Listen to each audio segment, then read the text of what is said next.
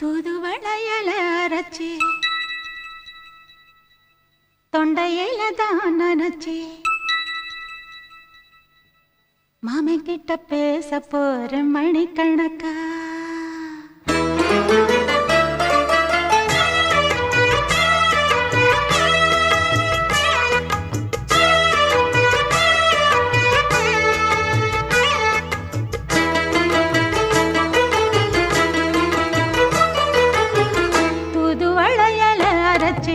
தொண்டையில தான் நினைச்சு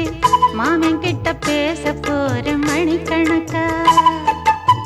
தூண்டாமணி விளக்க தூண்டி விட்டு எரிய வச்சு உன் முகத்தை பார்க்க போற